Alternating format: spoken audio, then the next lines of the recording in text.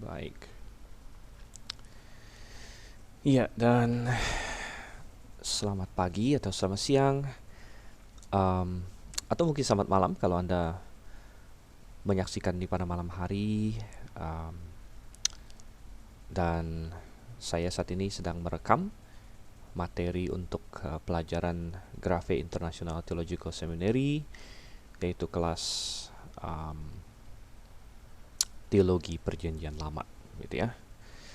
Dan kita semua tahu bahwa berhubung uh, peristiwa yang telah terjadi di dunia, yaitu adanya pandemi COVID, dan berhubung juga di Indonesia kita sudah terdampak, maka segala uh, belajar mengajar dari level SD, TK bahkan, ya, SMP, SMA sampai kepada perguruan tinggi, ya, semuanya dianjurkan atau diarahkan untuk dilakukan secara online untuk menghindari pertemuan tatap muka yang beresiko untuk saling menularkan. Dan GIDS juga melakukan itu. Oleh karena itu, untuk kelas kita pada saat ini kita lakukan secara online. Dan ini tentu sangat tidak ideal, ya. Kita semua menyadari hal itu. Ini tidak ideal.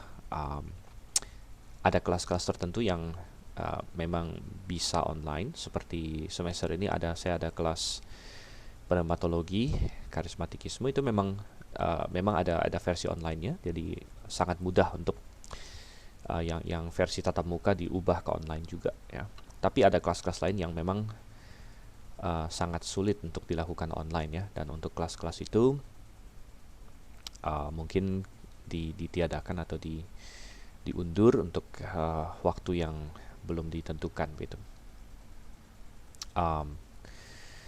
Dan untuk kelas teologi PL sendiri, seperti saya katakan tadi, memang ini bukan suatu hal yang ideal, karena sebenarnya untuk teologi PL saya lebih senang kita ada feedback, ya, di mana kita mengajar di ruang kelas seperti yang sudah kita lakukan di setengah semester sebelum kita mid test kemarin. Kita bertatap muka dan ada banyak pertanyaan yang muncul, kemudian kita bahas, karena memang kalau kita bicara teologi perjanjian lama itu sangat luas sekali, ya, sangat luas sekali. Jadi bahannya itu banyak sekali, sebenarnya ada banyak sekali hal yang bisa kita bahas. Oleh karena itu saya lebih banyak mengikuti misalnya perkembangan diskusi di ruang kelas, begitu.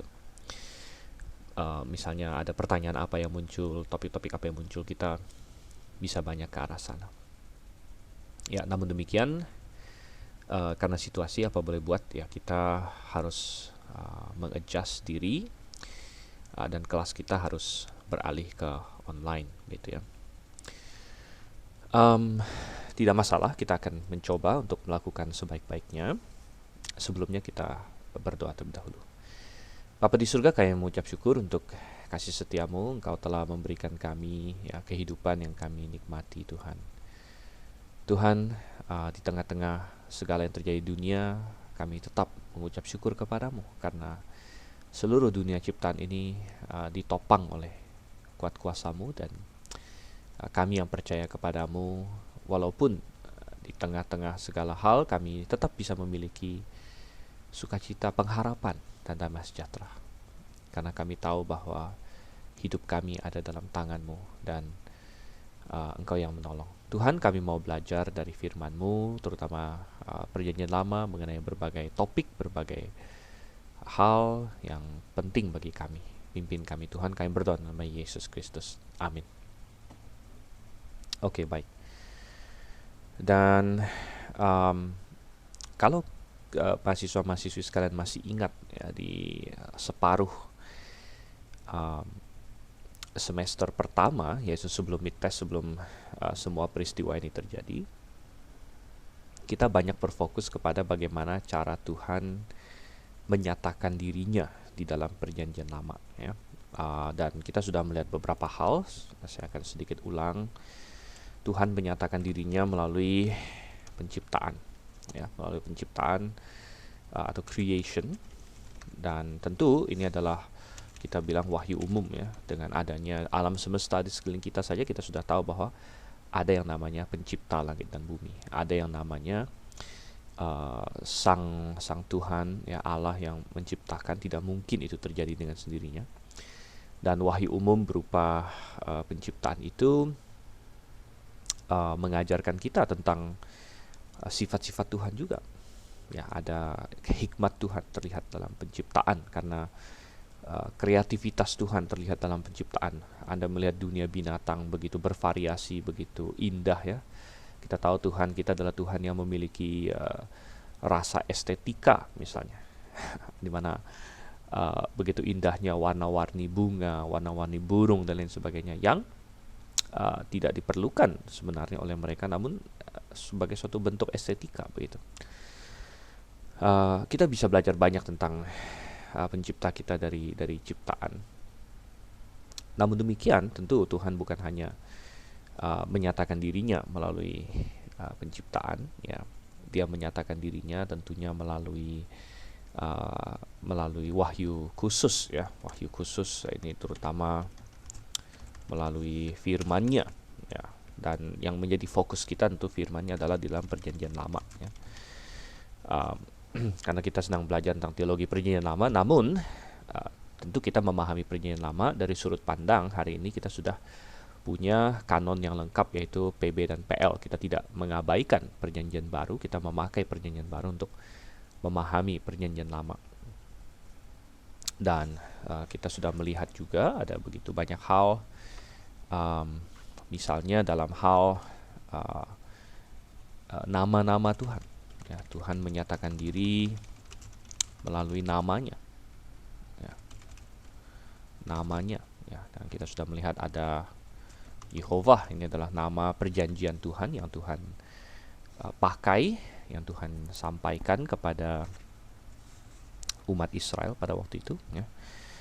Yang belakangan dalam PB kita kenal sebagai Yesus, ya. Yesus adalah Yehoshua sebenarnya, Yehovah menyelamatkan, gitu ya. Jadi Yehovah, ya, kemudian ini adalah nama dia dengan berbagai kombinasi yang Tuhan nyatakan di dalam Perjanjian Lama, seperti Jehovah Jireh, ya, Tuhan akan melihat atau akan menyediakan. Kemudian ada Jehovah macam-macam ya, Rafa, menyembuhkan. Nah, sangat penting bagi kita di zaman pandemi ini, Yehovah Rafa, Yehovah Nisi, Yehovah Sevaot, dan ada banyak, ada puluhan kombinasi yang kita temukan di dalam Perjanjian Lama. Dan semua ini, kenapa Tuhan ingin menyatakan dirinya, ya? Hari ini saya ingin mengajak kita untuk merenungkan bahwa tujuan terpenting ketika Tuhan menciptakan manusia. Nah, ini kita bisa melihat ya, apa sih tujuan Tuhan menciptakan manusia, ya. Jadi kita bilang bahwa tujuan dari penciptaan manusia, ya, adalah agar manusia dapat bersekutu dengan Tuhan atau penciptanya. Manusia dapat bersekutu dengan Tuhan atau penciptanya, ya. Dan dalam bersekutu itu adalah mengenal dia, ya. Jadi Tuhan adalah pribadi yang tak terbatas. Tuhan adalah pribadi yang infinite, kita bilang. Dan Tuhan menciptakan manusia, dan Tuhan sengaja menciptakan manusia menurut gambar dan rupanya, ya. Dan kenapa Tuhan ciptakan manusia menurut gambar dan rupanya? Ya, karena hanya manusia yang diciptakan menurut gambar dan rupa Tuhan inilah yang dapat memiliki persekutuan dengan Tuhan, memiliki hubungan kasih mengasihi yang timbal balik begitu, ya. Nah, ini beda antara manusia dengan binatang saja, beda. Misalnya manusia, kita bisa mengasihi binatang, bisa, ya. Binatang bisa nggak mengasihi kita? Bisa juga. Jadi tapi berbeda, ya, berbeda levelnya, ya, level keintimannya dibandingkan dengan sesama manusia, gitu. Misalnya antara suami dan istri, dengan antara orang tua dengan anak. Ya. Orang tua dengan anak pun beda antara dengan suami dan istri, beda jenis gitu. Tapi jelas berbeda dengan binatang, ya, karena binatang beda dengan manusia, dia bukan sama. Ya, tapi kalau sesama manusia ini kan levelnya sama gitu. Nah, Tuhan tentu tidak mungkin levelnya sama dengan manusia. Ya. Tuhan ada di atas kita. Namun dia menciptakan kita sesuai gambar dan rupanya. Sehingga ketika kita diciptakan menurut gambar dan rupa Tuhan, kita bisa memahami kasih Tuhan itu, kita bisa meresponi kasih Tuhan itu dengan cara yang Tuhan desain, Tuhan inginkan gitu. Kita bisa memiliki hubungan mengasihi dengan Dia, hubungan persekutuan dengan Dia. Dan sebenarnya ini yang Tuhan inginkan, gitu ya. Dan Tuhan ketika menciptakan manusia, Tuhan menyatakan dirinya kepada manusia. Dia menciptakan Adam, kemudian dia menyatakan diri kepada Adam, ya, dan dia memberikan Adam perintah-perintahnya, ya, dan dia kita akan lihat nanti juga bahwa dia menghabiskan waktu bersama dengan Adam. Jadi kita melihat ya Tuhan ingin kita mengenal Dia, gitu ya. Dan ini menjadi pertanyaan bagi kita, apakah ini sudah menjadi sebenarnya tujuan utama dalam hidup kita, gitu. Tujuan utama dalam hidup setiap manusia seharusnya adalah semakin mengenal dan semakin erat bersekutu dengan Tuhan yang menciptakan kita. Ya. Dan ini bukan tujuan untuk pendeta, ya. Saya memakai istilah pendeta walaupun saya tidak setuju dengan istilah pendeta, ya. Karena tidak ada dalam Alkitab. Ini bukan hanya untuk hamba Tuhan. Siapa mestinya hamba Tuhan? Semua kita mestinya hamba Tuhan. Ini bukan hanya untuk para gembala, para penginjil. Ini untuk semua manusia sebenarnya. Tuhan ingin semua manusia mengenal Tuhan makin dalam, bersekutu dengan Tuhan makin dalam, ya. Dan saya teringat akan satu ayat yang sangat bagus untuk ini, yaitu di Yeremia. Ini masih dalam perjanjian lama, tentunya kita belajar teologi perjanjian lama, ya. Pasal 9 ayat yang ke-23. Lihat, saya tuliskan, ya. Yeremia pasal 9 ayat 23 sampai dengan ayatnya yang ke-24. Dan dikatakan di sini,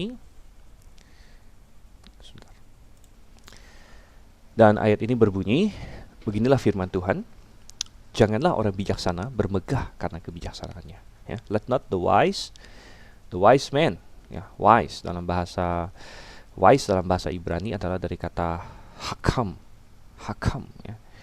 Dan hakam ini akar kata dalam bahasa Indonesia jadi hikmat jadinya. Hikmat, ya. Janganlah orang bijaksana bermegah karena kebijaksanaannya. Ada orang yang tujuan utama dalam hidupnya, atau salah satu tujuan yang sangat besar dalam hidupnya adalah belajar atau menjadi berilmu, gitu. Dan saya tidak mengatakan ini hal yang buruk. Saya sendiri telah menempuh jenjang pendidikan lumayan banyak. Tapi kalau itu tujuan utama hidup kita, maka kita sudah salah, gitu sebenarnya. Janganlah orang bijaksana bermegah karena kebijaksanaannya. Kemudian, janganlah orang kuat. Ya, janganlah orang kuat. Neither let the mighty man. Ya, mighty man. Dan kata mighty man ini dari kata gibor. Ya, gibor. Ya. Dan menarik sekali bahwa dalam bahasa Ibrani, tadi saya ketikkan sedikit ya supaya Anda ingat, bijaksana itu dari kata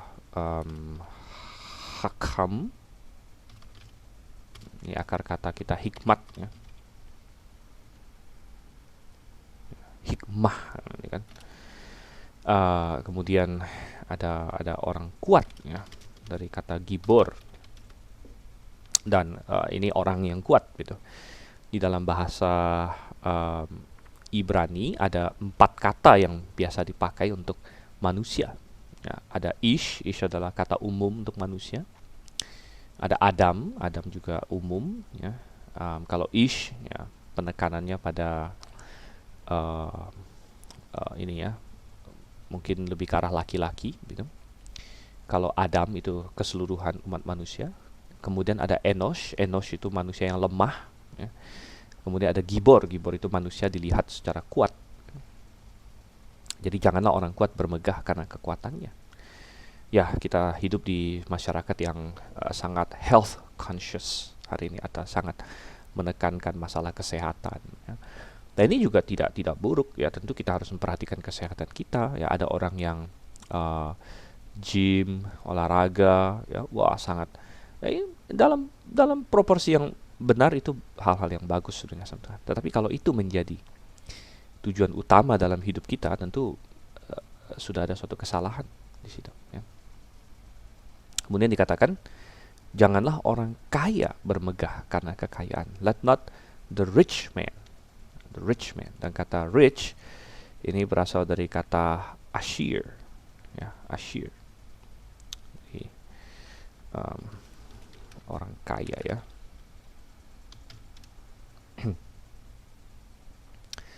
Jadi let not the rich man glory in his riches. Janganlah orang kaya bermegah karena kekayaannya. Nah, ini adalah salah satu tujuan yang paling banyak dicari orang. Banyak orang di dunia ini merasa bahwa dari hari ke hari hidup dia itu intinya adalah untuk mencari uang untuk lebih banyak lagi, begitu. Karena dia tidak punya ada apa-apa lagi, mau ngapain lagi di hidup ini. Yang dia tahu adalah tiap hari bekerja, ya, bekerja mencari uang, nah, suatu rutinitas seperti itu, begitu. Dan sekali lagi, bukan berarti bekerja mencari uang itu salah, saudara kasih Tuhan. Ya. Itu adalah hal yang bagus, begitu ya. Di dalam Alkitab ya, orang Kristen harus rajin. Barang siapa tidak bekerja, janganlah dia makan. Tapi kalau hanya itu saja tujuan hidup kita, kalau itu menjadi tujuan hidup kita, maka betapa hampanya, ya, betapa kosongnya kalau sampai di penghujung hidup, ya, dan tidak ada apapun yang kita cari, kita kejar, dan kita tumpuk itu yang akan ada efeknya bagi kita. Ya. Tidak ada satupun yang bisa kita bawa. Ya, wow. Ya. Jadi seumur hidup kita hanya bangun pagi, ya, bekerja, dapat duit lebih banyak, kita tumpuk. Ada orang yang demikian kaya, mungkin tujuh keturunan tidak habis. Ya, jadi bermegah karena kekayaannya. Oh, jangan, Tuhan bilang. Jangan. Nah, ayat 24. Ini, tetapi siapa yang mau bermegah, ya, baiklah bermegah karena yang berikut. Bahwa ia memahami, ya, that he understandeth, ya, dari kata hashkel, and knoweth dari kata yada, ya, bahwa dia memahami dan mengenal aku. Memahami dan mengenal aku. Bahwa akulah Tuhan yang menunjukkan kasih setia, keadilan, dan kebenaran di bumi. Ya. Jadi apa itu? Kasih setia, loving kindness dari kata chesed, keadilan, judgment dari kata mishpat, ya, dan kebenaran, righteousness dari kata sedekah di sini. Jadi kita melihat, ya, sungguh semuanya itu kusukai, demikianlah firman Tuhan. Memang benar, saudara kasih Tuhan. Ya, kita harus, Alkitab mengajarkan kita bahwa tujuan utama dalam hidup kita seharusnya adalah untuk semakin tiap hari mengenal Tuhan. Bagaimana cara kita bisa mengenal Tuhan? Ya, Tuhan menyatakan dirinya. Maka itu kita bilang lagi, ada revelation. Ya, revelation atau pewahyuan atau penyingkapan. Tuhan menyingkapkan dirinya, menyatakan dirinya supaya kita kenal dia. Dan itu bisa kita lihat di wahyu umum. Ya, kita bisa kenal Tuhan lebih dalam lagi dari sekeliling kita. Para ilmuwan, ya, bisa semakin mengagumi Tuhan melalui apa yang dia pelajari. Ya. Seorang astronom bisa melihat ke angkasa, dia meneliti bintang-bintang, dan dia bisa berseru seperti pemazmur bahwa langit menceritakan kemuliaanmu. Ya. Ya, jadi bintang-bintang menyatakan kemuliaan Tuhan. Ya. Bisa lewat wahyu umum, tetapi terbatas. Melalui wahyu umum itu terbatas, saudara Tuhan. Ya. Dan wahyu umum harus dituntun oleh wahyu khusus. Apa itu wahyu khusus? Nah, ini yang sudah kita miliki, yang sangat luar biasa indah dalam tangan kita, yaitu Alkitab. Ya. Dan saya yakin dan percaya ya, Anda semua yang mengikuti kelas ini, Anda tahu betapa pentingnya Alkitab bagi kita, betapa pentingnya firman Tuhan ini. Karena dari sinilah kita belajar tentang Tuhan. Tuhan menyatakan dirinya dan kita makin mengenal Dia. Ya. Kita makin tahu Dia. Ya. Dan itu harus menjadi kesenangan kita hari lepas hari. Ya. Kita mengenal Tuhan makin dalam. Ya. Bagaimana kita menjalani hidup ini, dan kita sambil menjalani hidup ini kita sambil melihat Tuhan. Ya. Dan kita membaca tentang Dia. Ya. Dalam masa-masa sekarang ini, masa pandemi ya, yang COVID segala macam itu. Nah, kita membaca misalnya Yeremia 9 ayat 23 sampai 24 nih, semakin jelas dan semakin nyata bagi kita. Siapa yang bisa kebal dari ini? Dari COVID ini. Janganlah orang yang bijaksana katanya. Orang yang kuat bermegah karena kekuatannya. Orang yang kaya, tidak ada seorang pun yang kebal sudah dengan Tuhan. Ya, kematian tidak memandang bulu. Dan kalaupun kita tidak mati karena COVID, ya, kemarin saya ada baca statistik, satu hari di dunia, satu tahun di dunia kira-kira meninggal 56 juta orang, saudara. Wow, ya, satu tahun di dunia mati 56 juta orang. Ya. Coba Anda hitung, berarti satu hari ada berapa? Saya tidak punya kalkulator. Ada nih. Nah, ini ada kalkulator. Anda coba aja hitung 56 juta kita bagi ya berapa? 365 hari. Ini angkanya. 153.000. Kita bulatkan sajalah. 153.000 orang mati setiap hari di dunia. Apakah COVID menakutkan? Ya, dari sudut pandang tertentu, ya cukup menakutkan, membuat panik, membuat gempar ya.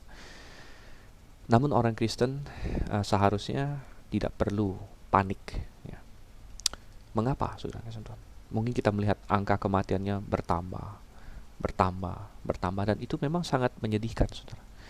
Kalau tiap hari mati 100 ya, di Indonesia saja. Ya, tiap hari mati 100 sekian dan bisa bertambah lagi. Atau kita lihat angka dunia yang ada di website-website yang merah-merah itu kan. Bisa membuat orang panik ya. Wah, merahnya tambah merah. Sudah ada berapa orang yang mati seluruh dunia? Ya, ada 40-an ribu kalau saya nggak salah. Sampai dengan hari ini ya, tanggal 2 April. Ya, ada 40-an ribu orang sudah meninggal sejak apa? Ya, sejak Januari mulai dihitung.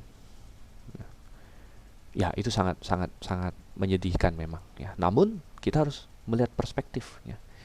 Perspektifnya adalah di dunia ini kematian karena segala macam hal ya, itu tiap harinya 150.000 tiap hari, saudara. Artinya kematian ada di mana-mana. Umur manusia terbatas. Ya. Umur manusia terbatas, dan oleh karena itu, ya, satu-satunya yang pasti adalah siapa? Sang Pencipta. Ya. Dan hidup kita haruslah makin hari makin mengenal Dia, makin dekat dengan Dia. Ya. Tidak berarti kita stop bekerja. Kita bekerja, ya. Kita melakukan yang harus kita lakukan. Ya. Ya, namun adakah kita tiap hari menjalani hidup ya, makin mengenal Tuhan, makin mengenal Tuhan. Ya. Dan Tuhan ingin ini dari sejak awal, saudara Tuhan. Tadi kita bicara soal Taman Eden. Taman Eden, ketika Tuhan pertama ciptakan Adam dan Hawa, Tuhan ingin Adam mengenal Dia. Ya. Tuhan, coba kita lihat ini. Dan Tuhan, coba kita lihat ya, Kejadian 3. Ketika manusia jatuh dalam dosa, lalu Tuhan mencari manusia itu. Di ayat yang ke-8 dikatakan, ketika mereka mendengar bunyi langkah Tuhan Allah yang berjalan-jalan dalam taman itu pada waktu hari sejuk. Ya. Ya, jadi And they heard the voice of the Lord God walking in the garden. Walking. Dan yang menarik adalah kata walking di sini dalam bahasa Ibrani adalah mit halik, ya. Saya tuliskan di sini di notebook kita, notepad kita. Ya, berjalan-jalan. Ya, dari kata mit halik, mit halik, dan ini dari akar kata halak sebenarnya. Ya, kalau Anda pernah belajar bahasa Ibrani sedikit, halak itu artinya berjalan. Tapi ini ada dalam suatu bentuk yang spesial, yaitu bentuk kita sebut bentuk hitpael. Hitpael. Dan bentuk hitpael itu salah satu arti dari hitpael itu mengindikasikan sesuatu yang terus-menerus atau berulang. Ya, jadi terindikasi bahwa ini bukan kali pertama Tuhan Allah berjalan-jalan di taman, ya, mencari Adam dan Hawa. Ini adalah sesuatu yang sudah terjadi berulang kali sebelumnya. Ya. Jadi berarti Tuhan Allah telah bersekutu dengan Adam sebelumnya. Ya. Dan Tuhan Allah ingin supaya Adam semakin mengenal Dia. Karena dengan semakin mengenal Tuhan, kita bisa semakin mengasihi Tuhan.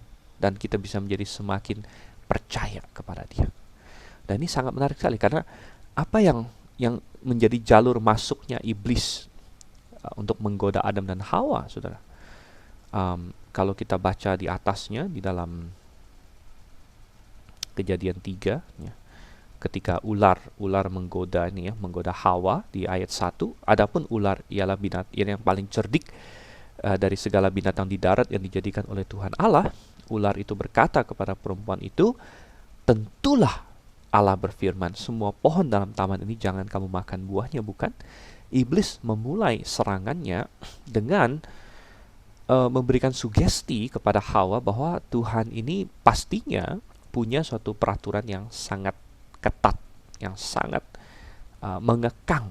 Wah, seolah-olah si ular ini sangat kenal dengan sifat Tuhan yang berlebihan mengekang makhluk-makhluknya, begitu.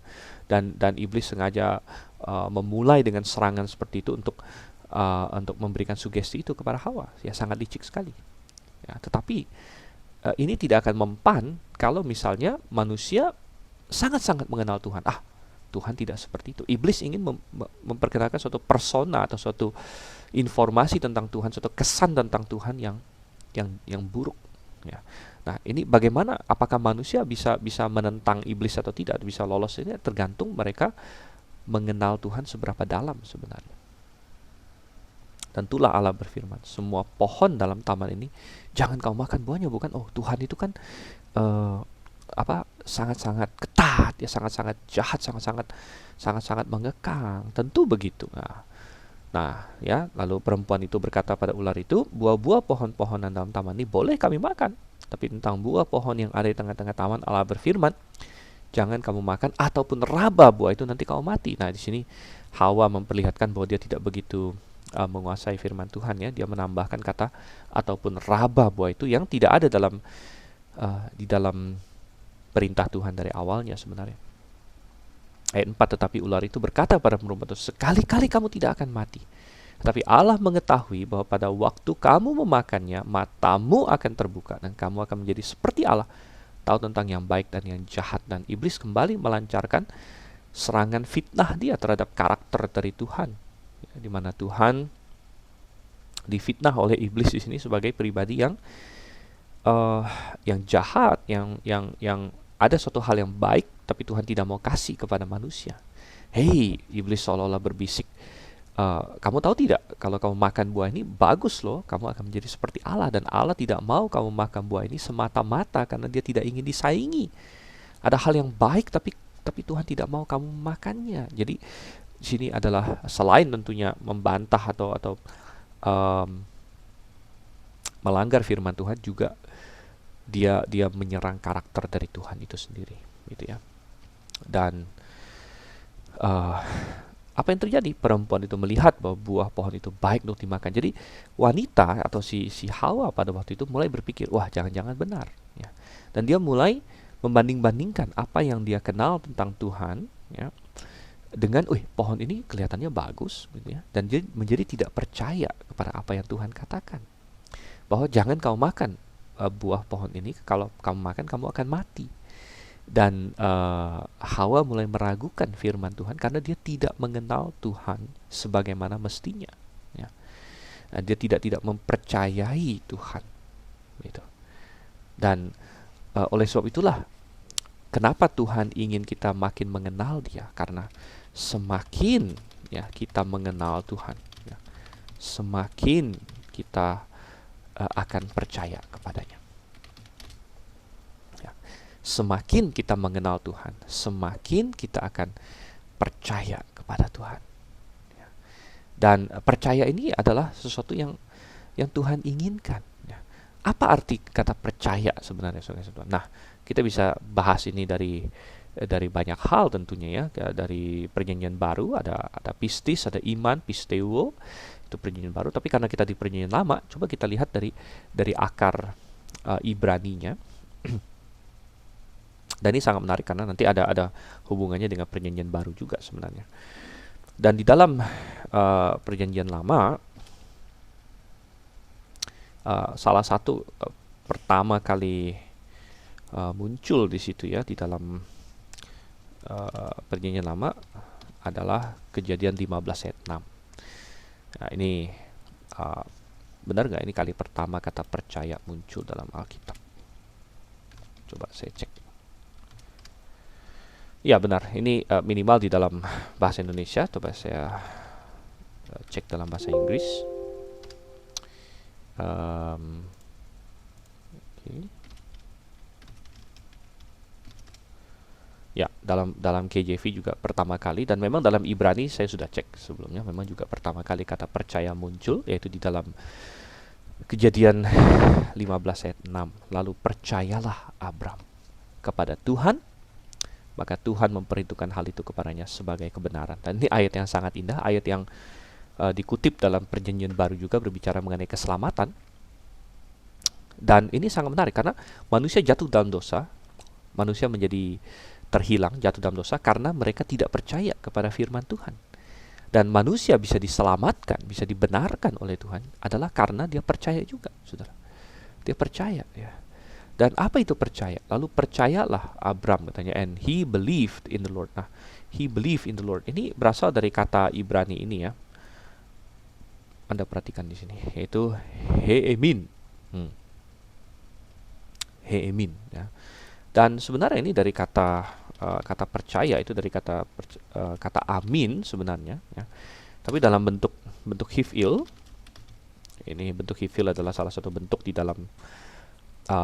dalam Ibrani yang hifil itu, ya, bentuk hifil itu adalah bentuk yang kausatif. Ya, kausatif. Jadi kalau di bahasa Indonesia itu seperti menambahkan awalan dan akhiran mekan misalnya, ya. Jadi dalam bahasa Ibrani itu seperti itu. Contohnya kalau memakai baju, ya, itu kalau dari bahasa Ibraninya itu dari kata misalnya lavash, gitu, ya, lavash. Nah, itu bentuk biasa, bentuk paal namanya, bentuk paal. Tapi kalau memakaikan baju, jadi membuat orang lain pakai baju, gitu. Nah, itu kausatif, kan, menyebabkan orang lain pakai baju atau menyebabkan memakai baju. Jadi memakaikan. Nah, kalau bahasa Indonesia kita tambah mekan, ya. Memakai atau memakaikan, ya, kausatif. Nah, itu hifil, saudara. Jadi kata amin itu kalau bentuk biasanya, bentuk paalnya itu artinya kokoh, keras atau padat. Ya, itu bagaikan sesuatu yang atau suatu benda yang padat, solid, ya, keras, padat, teguh, kokoh, gitu.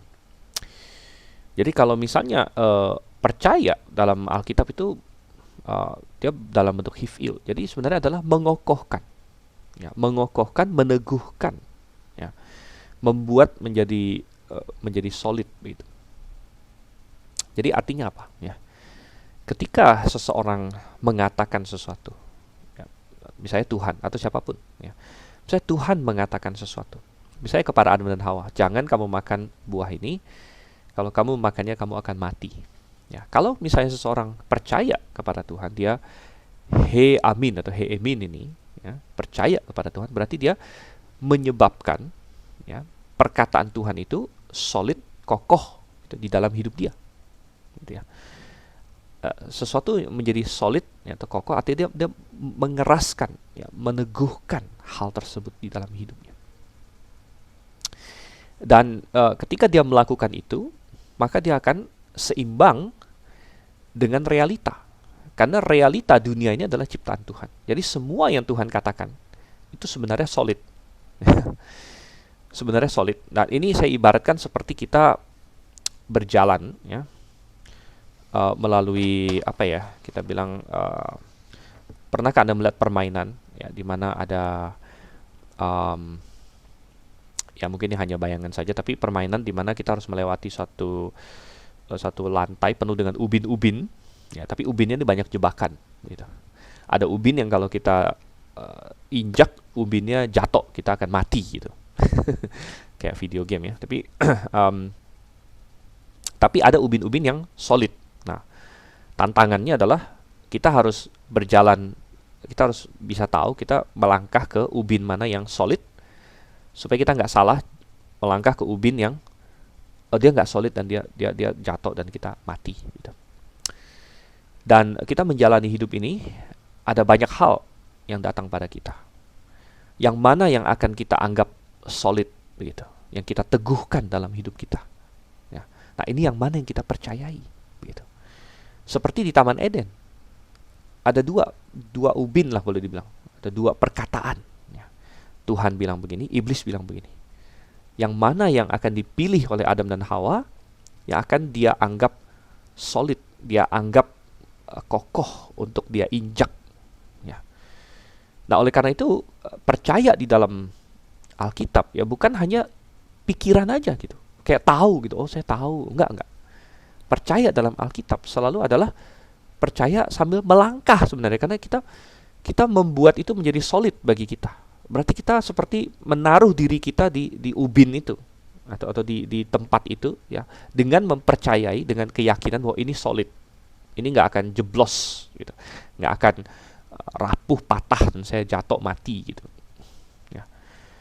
Nah, ada dua perkataan Tuhan, perkataan iblis. Yang mana yang akan kita heemin, ya, kata percaya di dalam Alkitab, ya, heemin, ya.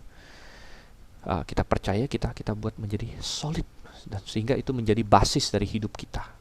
Dan Adam dan Hawa, sayangnya waktu itu mereka malah memilih perkataan iblis untuk dijadikan solid, sehingga oh ya, nggak apa-apalah makan buah ini. Jadi mereka ambil buah itu, mereka makan karena mereka melangkah sesuai dengan perkataan iblis ini. Jadi mereka mempercayai perkataan iblis, mereka mensolidkan, meneguhkan perkataan iblis dalam hidup mereka, ya.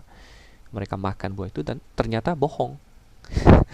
Karena sekali lagi Tuhan adalah pencipta dunia ini, maka sebenarnya yang benar-benar solid, benar-benar teguh, benar-benar bisa menopang kita, itu adalah yang Tuhan katakan, begitu. Ya, ya. Namun sekali lagi kita baru bisa paham hal itu kalau kita mengenal Tuhan. Ya. Nah, makanya Abraham, saudara-saudara. Nah, Abraham ini, ya, adalah contoh orang yang diselamatkan, bahkan dia menjadi teladan lah, atau kita bilang gambaran dari orang yang diselamatkan. Dia disebut sebagai bapak orang yang beriman. Dan Abraham percaya kepada Tuhan. Dia heemin katanya sini, ya. Percaya kepada Tuhan. Tuhan kasih tahu dia sesuatu, ya, bahwa kamu akan punya, katanya apa? Kalau kita baca di atas, ya, keturunanmu akan seperti bintang di langit. Ya. Keturunanmu akan seperti bintang di langit. Dan Abraham harus memilih waktu itu. Yang mana yang mau dia anggap solid, gitu. Nah, kebanyakan kita menganggap apa yang kita lihat itu real, gitu ya. Kita melihat, ini misalnya di ruang tempat saya sedang merekam ini. Ada barang apa? Ada meja di depan saya. Oh, ini solid, ini bisa saya pegang. Jadi kebanyakan kita sudah di-train, dilatih dari masa kecil untuk menganggap yang bisa kita lihat dengan mata kita itu real, itu solid. Karena bisa kita pegang. Ya. Namun, kadang-kadang kita diperhadapkan, Tuhan bilang begini, tapi melalui indera saya, sepertinya lain lagi. Ya, sepertinya lain lagi. Abraham waktu itu, dia sudah tua. Mungkin berdasarkan orang zaman itu sudah nggak bisa lagi punya anak atau susah punya anak. Ya. Tapi bagaimana? Tuhan bilang dia akan punya anak. Gitu. Yang mana yang akan dia anggap solid? Yang mana yang akan dianggap, oh inilah realita, inilah yang benar, inilah yang saya jadikan langkah saya melangkah di sini. Ya. Nah itu percaya, saudara Tuhan. Ya. Percaya. Ya. Mengenal Tuhan. Ya. Dan di tengah-tengah ya dunia yang sangat kacau ini, sangat tidak menentu ya. Bukan hanya kita bicara mengenai penyakit COVID dan sebagainya. Banyak orang mulai khawatir tentang ekonomi. Ya. Banyak orang mulai khawatir tentang, wah nanti pekerjaan bagaimana. Nanti ada krismon dan lain sebagainya. Krisis moneter ya. Banyak orang pusing ngeliatin dolar lah dan sebagainya. Ya, dan itu realita. Tapi yang mana yang lebih real bagi kita? Ya. Yang bisa kita lihat dengan mata kita atau firman Tuhan? Ya. Firman Tuhan yang berkata bahwa misalnya, segala sesuatu bekerja, Allah turut bekerja dalam segala sesuatu untuk mendatangkan kebaikan bagi kita, bagi orang-orang yang mengasihi Dia. Ya. Realita bahwa Tuhan berkata di Mazmur, tidak pernah orang benar anak cucunya minta-minta roti. Ya. Namun tentu ya semua itu adalah janji-janji Tuhan pada orang-orang yang mengenal Dia, yang mengasihi Dia. Ya. Oleh karena itu sangat penting bagi kita untuk mengenal Tuhan. Dan mengenal Tuhan bukan berarti diam-diam aja, saudara. Mengenal Tuhan berarti melakukan yang benar dalam hidup kita. Ya. Kita percaya kepada Tuhan. Dan itu alasannya kenapa Tuhan mau menyatakan diri kepada kita. Karena dengan semakin kita mengenal Dia, semakin kita percaya kepada Dia. Oleh karena itulah, makanya di dalam perjanjian baru ada kata amin. Mungkin kalau Anda lihat yang tadi kita bahas ini, Anda berkata, loh ini amin ini kok kayak yang sering kita ngomong di akhir doa kan? Kalau Anda doa ya, lalu terakhir kita bilang apa? Amin gitu kan? Ya benar. Amin ini dari mana? Ya dari bahasa Ibrani. Ya, amin itu artinya sebenarnya kokoh gitu, kokoh benar. Ya, kokoh. Jadi benar. Ya. Nah, ketika kita ngomong amin di akhir doa, kita mengokohkan, mensolidkan apa yang barusan diucapkan dalam doa tersebut. Kita menganggap itu real dalam hidup kita. Ya. Nah, salah satu tokoh dalam Alkitab yang menggunakan kata amin ini adalah Tuhan Yesus. Kalau dalam Injil, dia sering berkata, amin, amin. Dalam bahasa Indonesia, dia tidak terjemahkan amin, dia terjemahkan sesungguhnya. Ya, coba saya ini ya. Misalnya apa ini? Atau kita lihat di ini aja deh.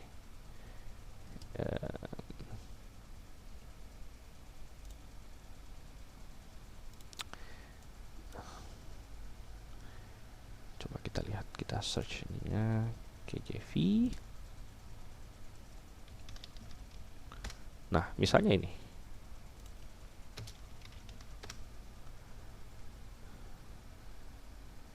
Oke ya. Nah ini sering sekali Tuhan Yesus katakan. Misalnya Yohanes 1:15 ya. Verily, verily. Ya apa itu? Amin, amin. Anda lihat di bahasa Yunaninya ya. Amin, amin.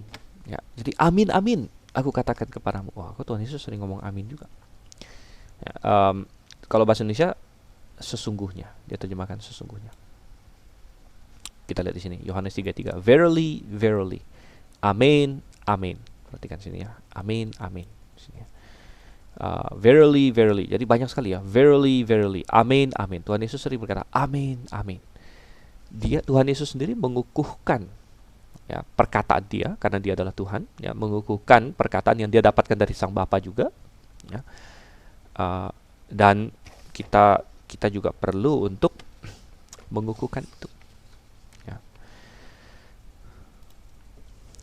Oke. Jadi kita melihat betapa pentingnya, ya, mengenal Tuhan dan percaya kepada Tuhan. Nah, berkaitan dengan itu, saya ingin menekankan bahwa ketika kita hari ini mau diselamatkan, yang Tuhan tuntut sebenarnya adalah kita beriman kepada Dia juga. Dan ini nyambung semua, ya, karena Adam dan Hawa dia jatuh dalam dosa sebab mereka tidak beriman kepada Tuhan. Oleh karena itu, untuk bisa kembali kepada persekutuan dengan Tuhan, manusia harus beriman kepada Tuhan, ya. Dan beriman ini adalah kepada Yesus Kristus. Kepada Yesus Kristus, karena Yesus Kristus adalah pewahyuan yang paling lengkap dari Tuhan itu sendiri, ya. Karena Dia adalah Tuhan, ya. Makanya di dalam Ibrani, coba saya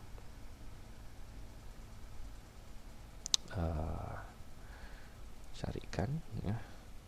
Di dalam Ibrani pasal 1, ya, ayat 1.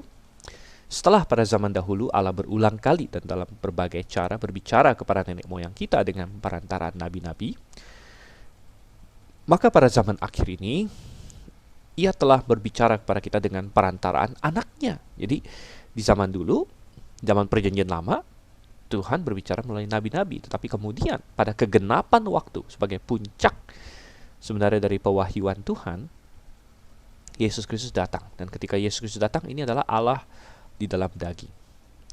Wow, dia adalah Allah sendiri, bayangkan.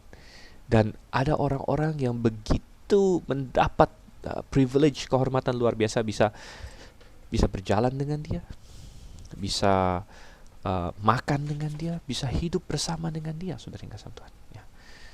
Dan ya, Tuhan ingin, ya, mereka percaya kepadanya. Oleh karena itulah di dalam Yohanes pasal 14 ayat 6, ya, tentu yang sangat kita tahu, Tuhan Yesus berkata, Akulah jalan dan kebenaran dan hidup, tidak ada seorang pun yang datang kepada Bapa kalau tidak melalui Aku. Dan sekiranya kamu mengenal Aku, pasti kamu juga mengenal Bapa-Ku. Sekarang ini kamu telah mengenal Dia dan kamu telah melihat Dia. Lalu ayat 8, satu orang murid Tuhan Yesus namanya Filipus, kata Filipus kepadanya, Tuhan, tunjukkanlah Bapa itu kepada kami, itu sudah cukup bagi kami. Kata Yesus kepadanya, telah sekian lama Aku bersama-sama kamu, Filipus, namun engkau tidak mengenal Aku. Barang siapa telah melihat Aku, ia telah melihat Bapa. Bagaimana engkau berkata, tunjukkanlah Bapa itu kepada kami? Bagaimana engkau bisa berkata demikian? Karena ketika Yesus Kristus datang, mengenal Yesus sama dengan mengenal Bapa. Dialah pewahyuan dari Bapa itu. Bahkan di dalam Yohanes 1 ayatnya yang ke 18, tidak seorang pun yang pernah melihat Allah Bapa maksudnya, tapi anak tunggal Allah yang ada di pangkuan Bapa, dialah yang menyatakannya. Oleh karena itu, iman kepada Yesus Kristus, ya, itu menjadi basis dari kita mengenal Tuhan dengan benar, dan akhirnya menjadi basis dari keselamatan kita, saudara. Karena Allah sudah menyatakan dirinya melalui Yesus Kristus. Dan oleh karena itu, setiap orang yang percaya kepada Yesus setiap orang yang percaya kepada Yehovah dengan benar di perjanjian lama, katakanlah dia hidup di masa peralihan itu, lalu ketika Yesus datang, maka dia pasti menjadi percaya kepada Yesus juga. Pasti menjadi percaya kepada Yesus. Tidak mungkin ada orang yang beriman dengan benar kepada Yehovah, lalu ketika Yesus datang dia tidak percaya kepada Yesus. Tidak mungkin. Karena Yesus adalah Yehovah itu sendiri, gitu. Dan ini memberitahu kita bahwa Tuhan ingin, bahkan sebenarnya menyelamatkan kita atau mengeluarkan kita dari neraka. Kadang-kadang ada orang yang berkata, apa sih itu keselamatan? Apa itu keselamatan? Ada orang yang hanya berpikir keselamatan itu pokoknya tidak masuk neraka. Ya. Tetapi apakah hanya ini saja? Tentu bukan, saudara kasih Tuhan. Ya. Bukan. Ya. Keselamatan itu bukan hanya tidak masuk neraka, tetapi keselamatan itu adalah kembali kepada tujuan awal, yaitu manusia bersekutu dengan Tuhan dan manusia mengenal Tuhan. Ya. Dan kita katakan ya bahwa tujuan akhir Tuhan sebenarnya adalah kembali tadi untuk menyatakan dirinya dan manusia bisa mengenal dia dan mengasihi dia. Oleh karena itu ya kita bisa melihat banyak hal. Kita bisa melihat contohnya keselamatan itu bukan hanya masalah tidak masuk neraka, tetapi keselamatan di dalam Alkitab sering digambarkan dalam terminologi suatu hubungan. Misalnya hubungan antara bapa dengan anak. Yohanes 1:12. Barang siapa yang percaya kepadanya diberinya kuasa untuk menjadi anak-anak Allah. Bapa dengan anak, suatu hubungan yang personal. Ya, suatu hubungan yang dekat, yang penuh dengan mengasihi.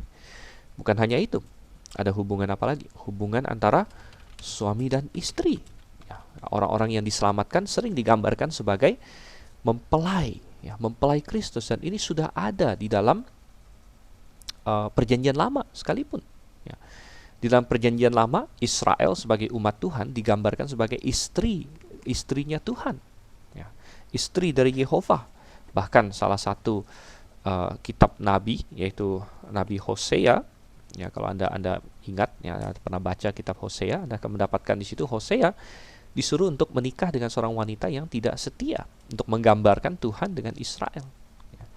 Dan sekalipun wanita ini sering lari dan berbuat zina, berbuat sundal, namun Hosea disuruh untuk menebus dia dan mengasihi dia lagi.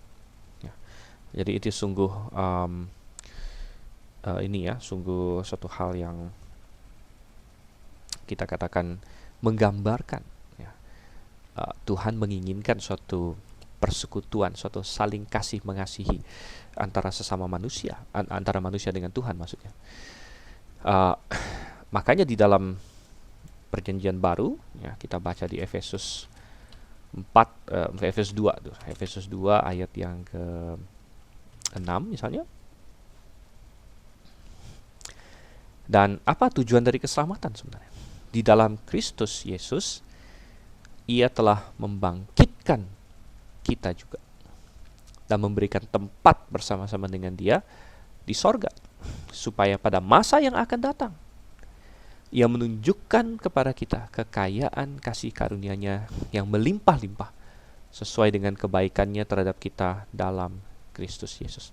Kadang-kadang banyak orang yang bertanya kepada saya, nanti kalau kita sudah di sorga kan selama-lamanya ya, bosen dong, kita ngapain aja, begitu. Kita ngapain aja, gitu. Ada yang, wah nanti nyanyi terus dan sebagainya. Ya, saya yakin kita akan banyak bernyanyi. Tapi saudara yang kasih Tuhan, kita tidak akan bosan. Mengapa? Karena keselamatan bukan hanya masalah kita lepas dari neraka, kita masuk sorga, lalu kita punya gambaran seolah-olah di sorga kita nggak ada kerjaan, kita duduk-duduk sana sini ya sepanjang hari kayak bosan dan sebagainya.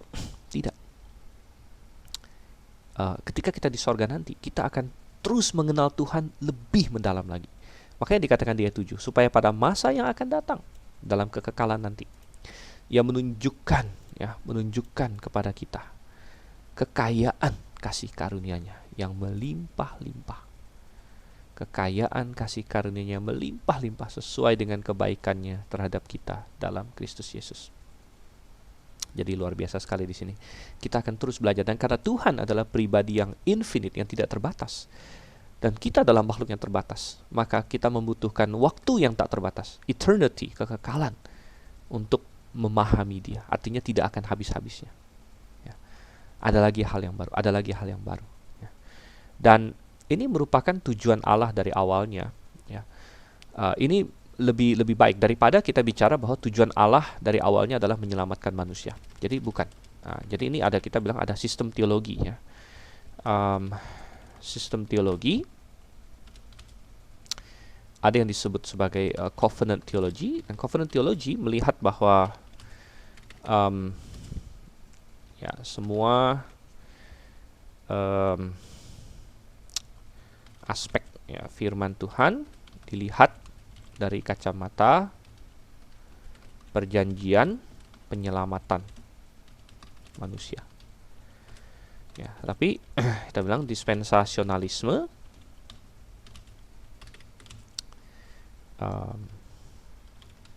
semua aspek firman Tuhan dilihat dari kacamata kita bilang ya Tuhan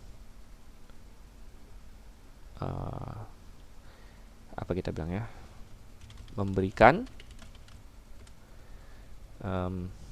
dispensasi atau tanggung jawab berbeda kepada manusia sesuai dengan tahapan atau masanya ya. Dan covenant theology cenderung untuk mengerucutkan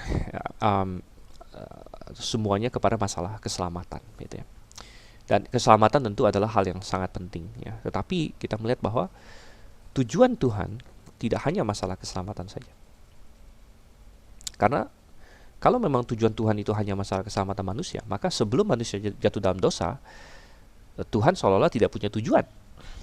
Ya, sebelum Adam dan Hawa jatuh dalam dosa, berarti Tuhan tidak punya tujuan. Namun kan tidak demikian. Ketika Tuhan menciptakan Adam dan Hawa, pasti sudah ada dengan tujuan. Dan manusia waktu itu belum perlu diselamatkan. Jadi apa tujuan Tuhan? Tujuan Tuhan kembali tadi itu. Persekutuan dengan manusia, ada hubungan manusia dengan Tuhan, pencipta dengan ciptaannya, hubungan yang penuh kasih, dan Tuhan memberikan tanggung jawab kepada manusia pada waktu itu. Di Taman Eden Tuhan kasih tanggung jawab untuk menguasai bumi, untuk beranak cucu, memenuhi bumi, menguasai semua makhluk yang lain, dan untuk mengusahakan taman itu tanggung jawabnya. Termasuk tanggung jawabnya adalah jangan makan buah pohon pengetahuan yang baik dan yang jahat, gitu ya. Dan ternyata manusia gagal melakukan tanggung jawab itu, makanya jatuh dalam dosa, gitu ya. Lalu akhirnya jatuh dalam dosa, suasana sudah berubah. Nah, Tuhan kasih lagi tanggung jawab yang berbeda.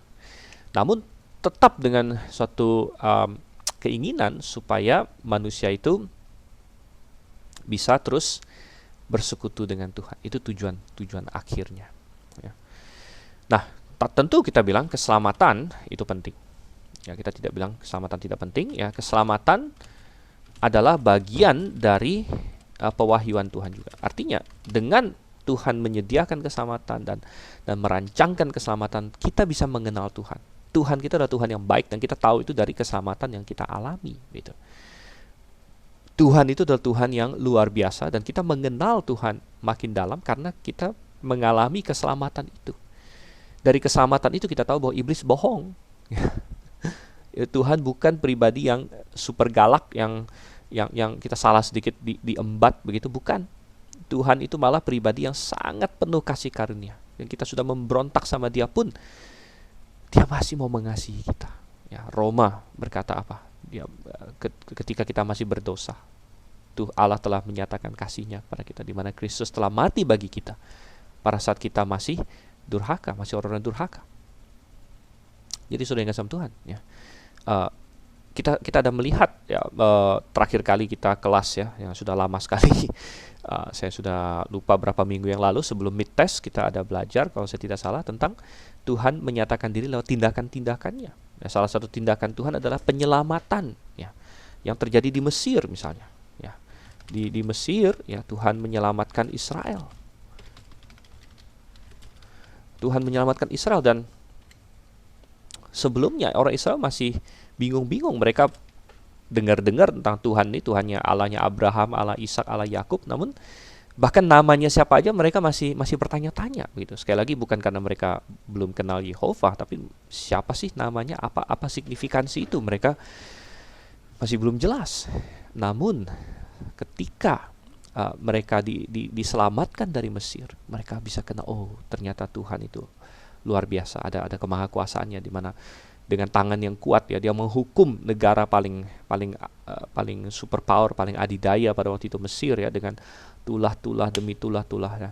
Firaun yang begitu keras kepala akhirnya dihantam oleh Tuhan ya. Dan Tuhan membelah Laut Merah untuk mereka dan lain sebagainya. Mereka kenal Tuhan sampai akhirnya Tuhan bikin perjanjian dengan mereka di Sinai. Akhirnya Tuhan menjadi Tuhan mereka dan mereka menjadi umatnya Tuhan gitu ya. Jadi membangun itu hubungan yang erat itu ya. Jadi dari situ kita belajar Tuhan menyatakan diri melalui keselamatan yang dia sampaikan ya, supaya manusia mau hidup bergaul dengan dia ya. Dan berbicara mengenai mau hidup bergaul dengan Tuhan, kita dia teringat akan tokoh yang hidup bergaul dengan Tuhan. Siapa itu, saudara? Henokh misalnya ya. Henokh ya. Dan misalnya di Kejadian 5 ayat 21 ya. Kejadian 5 ayat 21, setelah Henokh hidup 65 tahun, ia memperanakan Metusalah. Dan Henokh hidup bergaul dengan Allah selama 300 tahun lagi setelah ia memperanakan Metusalah. Dan ia memperanakan anak laki dan perempuan, jadi Henokh mencapai umur 365 tahun. Dan Henokh hidup bergaul dengan Allah. Henokh hidup bergaul dengan Allah. Nah, apa ini hidup bergaul dengan Allah? Kalau dalam KJV dia terjemahkan walk, berjalan, saudara. Dan apa itu berjalan? Nah, Anda perhatikan di sini. Berjalan di situ dari kata apa? Yit halik, saudara. Jadi saya tuliskan di sini ya, Henokh hidup bergaul dengan Allah. Ya, Henokh walked, berjalan ya dengan Allah. Ini dari kata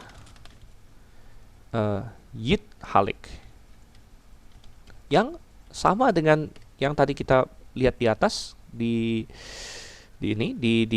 Kejadian pasal 3, di mana dikatakan Tuhan berjalan di Taman Eden. Itu pakai mit halik, itu sama ya, mit halik, yit halik. Mit halik itu bentuk participle, yit halik bentuk imperfect. Jadi sama, dan ini menggambarkan suatu berjalan yang terus menerus, bukan yang satu kali jalan gitu ya, tapi berjalan yang terus menerus. Henokh berjalan dengan Allah. Henokh berjalan dengan Allah dan dia bergaul dengan Allah ya, hidupnya 365 tahun. Kemudian Tuhan berkata, Henokh ya, kamu tinggal sama saya saja. Dan dia tidak mengalami kematian. Dan ini sangat indah karena di pasal 5 ini semuanya mati ya. Adam hidup 930 tahun kemudian dia mati. Set hidup 900 sekian tahun lalu dia mati. Enos hidup 900 sekian tahun lalu dia mati. Semua mati. Bahkan manusia yang hidup paling tua, Metusalah 969 tahun lalu dia mati. Semua akan mengalami kematian. Ya, kita hidup di masa pandemi ya, mungkin kematian lebih lebih muncul ke permukaan ya bagi kita, karena berita kematian terus disiarkan di televisi ya, bahkan kita ikutin terus ya. Kadang-kadang orang jadi pusing juga gitu ya. Namun ya, sebenarnya kita harus tahu bahwa di tengah-tengah semua kematian itu ada pengharapan ya. Yesus berkata, akulah kebangkitan dan hidup. Barang siapa percaya kepadaku ya, sekalipun ia mati ia akan hidup, saudara ya. Sekalipun ia mati ia hidup. Nah, percayakah engkau akan hal ini? Apakah engkau mau mensolidkan tadi ya, mengaminkan ya, aminkan hal ini? Nah, Henokh ya, dia hidup bergaul dengan Tuhan. Dan akhirnya dia tidak mati. Dan sebenarnya ini menggambarkan ya, mentipologikan bahwa ada sebagian orang yang tidak akan mengalami kematian. Walaupun secara umum bagi manusia ditetapkan untuk mati satu kali. Tapi ada orang-orang tertentu yang dia masuk dalam program rahasia Tuhan, yaitu yang hidup pada saat Yesus Kristus datang kembali. Saat Yesus Kristus turun dari sorga. Lalu kita semua yang hidup ya, yang masih tinggal, yang percaya kepadanya, yang ada dalam Kristus, kita akan diangkat seperti Henokh, tidak ada lagi. Wow ya, saya berharap itu pada zaman kita. Dan sebenarnya kalau kita lihat situasi hari ini, saudara, sudah dekat ya, sudah dekat ya. Bahkan pandemi COVID-19 ini, saya rasa Tuhan izinkan. Tuhan izinkan ya. Memang segala sesuatu yang terjadi di dunia ini Tuhan izinkan ya. Untuk mempercepat sebenarnya kedatangan Tuhan. Mengapa saya katakan demikian? Karena kita bisa memprediksi ya dengan mata rohani bahwa dari COVID-19 ini suatu tatanan dunia yang baru bisa jadi muncul. Ya. Pengetatan surveillance terhadap manusia atas nama kesehatan. Ya. Sekarang orang bisa di tracking, bisa di tracking. Kalau Anda PDP atau orang yang positif, ya, Anda akan di tracking, ya, supaya ketahuan Anda kemana saja. Ya. Nah, itu berarti kan harus ada surveillance luar biasa. Ya. Dan itu akan memuluskan suatu hari nanti. Saya tidak bilang sekarang, suatu hari nanti akan dipakai oleh Antikristus, ya, di mana dia bisa melacak pergerakan semua manusia, sehingga semua yang melawan dia tidak dapat membeli, tidak dapat menjual tanpa persetujuan dia. Ya, wow, betapa ngeri waktu itu. Ya, bagaimana kalau harganya adalah nyawa kita? Ya, wah, saudara yang kasih Tuhan. Makanya lebih baik kita diangkat dulu, ya, sebelum masa tribulasi muncul. Kita menjadi seperti Henok, ya, sebelum air bah datang, ya, sebelum air bah datang. Ya. Kita bisa melihat ya bahwa dunia habis ini bisa ada pilihan, bisa semakin globalisasi atau semakin menutup diri. Nah, sebagian orang bilang, oh, harus semakin menutup diri karena antar negara ini kan daripada kesebar-sebar. Namun ada sebagian orang yang mulai berkata, justru salah, kita harus semakin global karena harus ada pemerintah global untuk mencegah pandemi global, katanya. Harus ada satu ini misalnya WHO atau PBB yang punya wewenang untuk mengatur negara-negara, begitu. Ya. Dan ya, saya yakin bahwa yang akhirnya menang adalah yang akan menuntut globalisasi semakin dan semakin dan semakin lagi. Jadi kita sudah mulai masuk ke dalam hidup seperti itu. Nah, bukan hanya Henok, saudara kasih Tuhan, tapi Nuh juga ya. Nuh juga di Kejadian 6, kita lihat Kejadian 6 ayat 9. Inilah riwayat Nuh. Nuh adalah seorang yang benar, yang tidak bercela di antara orang sezamannya. Dan Nuh itu hidup bergaul dengan Allah. Ya, Noah walk with God. Dan kembali kata walk with God ini hit halek. Ya, hit halek ini sama dengan hit pael ya dari dengan yang tadi. Ya, jadi berjalan dengan Allah begitu. Dan pertanyaannya adalah, adakah kita hari ini bergaul dengan Tuhan? Adakah kita berjalan dengan Tuhan? Ya. Anda bertanya, bagaimana caranya saya berjalan dengan Tuhan? Saya tidak melihat Tuhan. Oh ya, kita tidak perlu melihat Tuhan secara fisik. Tapi adakah kita berjalan bersama dengan Dia? Nomor 1 dimulai dengan sudah mengenal Yesus Kristus, mengenal Tuhan dan Yesus Kristus dulu. Ya. Nomor 2, kita berbicara dengan Dia, berdoa, kita membaca firman-Nya, kita mendapatkan kekuatan kita. Kita melakukan segala sesuatu dalam hidup ini bersama dengan Tuhan. Ya. Nah, ini yang penting, saudara kasih Tuhan.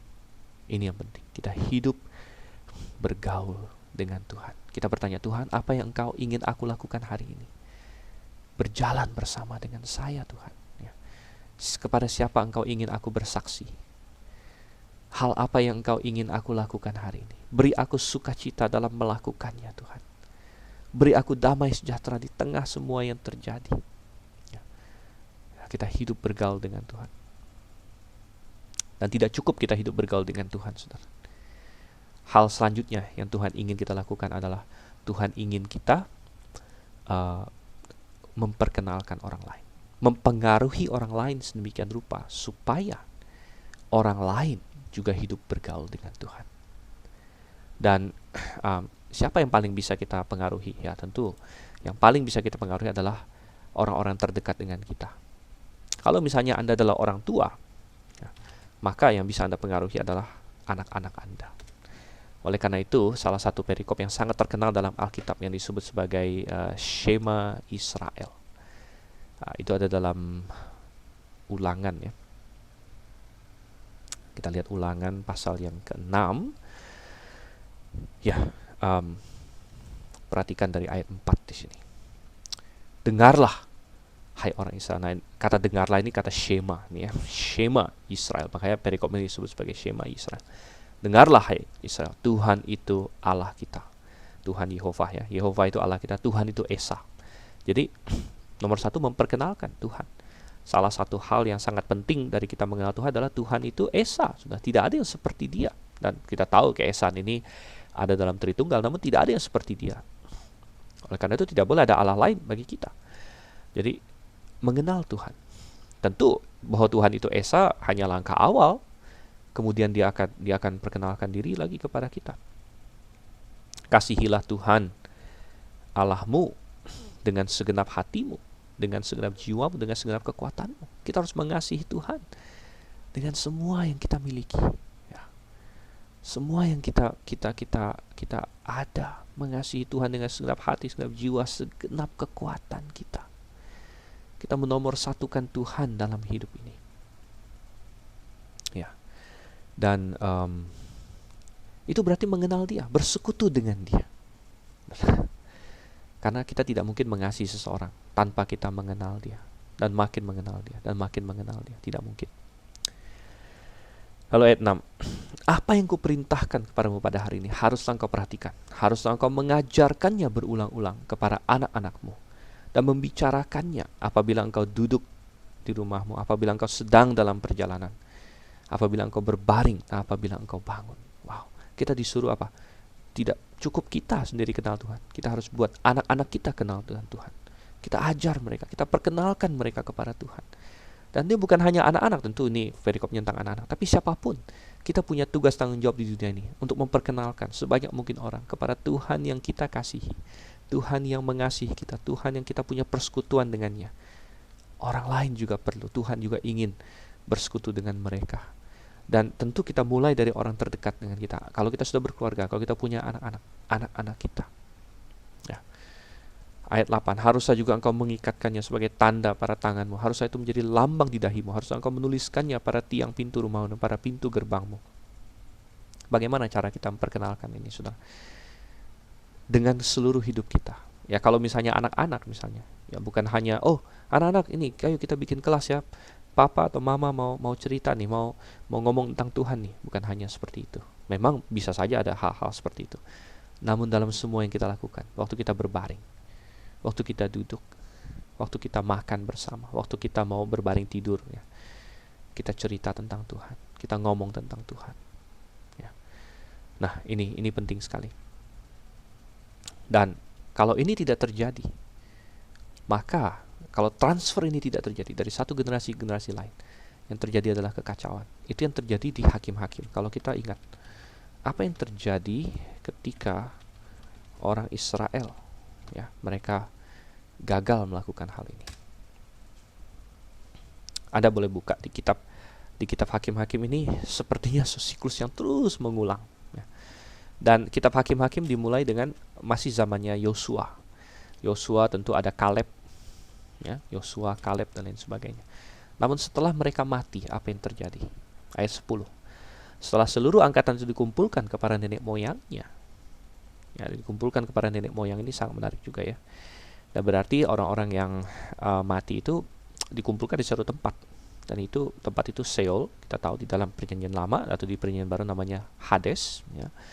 Dan bagi yang percaya sama Tuhan, bagi orang yang diselamatkan, itu tempat yang indah, yang belakangan juga disebut sebagai pangkuan Abraham, karena Abraham ada di situ. Ya, seluruh angkatan itu dikumpulkan pada nenek moyangnya. Bangkitlah sudah mereka, itu angkatan yang lain yang apa? Tidak mengenal Tuhan. Ya, knew not the Lord, tidak mengenal Tuhan. Ya, tidak mengenal Tuhan. Ataupun perbuatan yang dilakukannya bagi Israel. Ya, tidak mengenal di sini dari kata yada, lo yadau. Ya, lo yadau. Lo itu tidak artinya dalam bahasa Ibrani ya. Tidak mengenal. Jehovah, ya, atau perbuatannya yang dilakukannya bagi orang Israel. Dan ini cocok sekali dengan apa yang Tuhan katakan juga di Hosea 4 ayat 6 ya. Hosea, tadi kita sudah singgung Hosea ya. Hosea 4 ayat 6. Umatku binasa karena tidak mengenal Allah. Secara literal, my people are destroyed for lack of knowledge. Ya. Jadi nimdu itu binasa. Ami, umatku, mibeli, dari tidak adanya hadaat, pengetahuan akan Tuhan, pengenalan akan Tuhan. Ya. Dan saya rasa penekanan yang sangat penting untuk kita pada hari ini adalah bahwa Tuhan ingin mengenal kita, dan Tuhan ingin kita mengenal Tuhan sebenarnya. Tuhan ingin bersekutu dengan kita. Tuhan ingin kita mengenal Dia. Tuhan tentu sudah tahu tentang kita, tapi Tuhan ingin kita bersekutu dengan Dia, kita mengenal Dia makin dalam lagi. Ya. Kita melihat itu dalam keselamatan. Ya, kita melihat itu dalam tujuan penciptaan. Kita melihat itu dalam berbagai hal yang Tuhan lakukan, dalam pewahyuan, ya. Dan itu muncul dalam hidup kita. Bagaimana kita percaya, ketika kita mengenal Tuhan, kita bisa percaya kepadanya.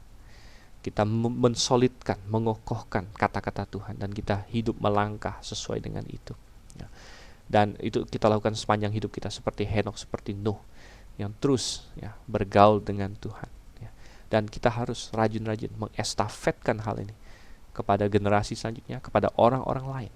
Itulah menjadi saksi bagi Tuhan, supaya orang-orang semakin tahu, mengenal Tuhan yang benar melalui Juru Selamat dunia, yaitu Yesus Kristus, yang sangat diperlukan di zaman yang sekarang ini. Baik, saya rasa pembahasan dan kelas kita akan sampai di sini pada hari ini. Biasanya kita memang sekitar 1,5 jam atau 1 jam atau hampir 2 jam, namun karena tidak ada pertanyaan, ini kan hanya satu arah saja ya, jadi saya akan percepat. Dan kalau Anda ada pertanyaan dan sebagainya, bisa ditanyakan di WhatsApp group yang sudah kita buat khusus untuk kelas ini. Oke, baik, saya akhiri. Mari kita tutup dalam doa. Bapa di surga, kami mengucap syukur Tuhan untuk kasih setia-Mu pada kami. Tuhan, kami tahu Engkau mengasihi kami, dan Engkau ingin kami bersekutu dengan Engkau, bergaul dengan Engkau. Ajar kami Tuhan, biarlah kami menjadikan pengenalan akan Engkau kekuatan dan tujuan hidup kami. Kami berdoa dalam nama Yesus Kristus. Amin.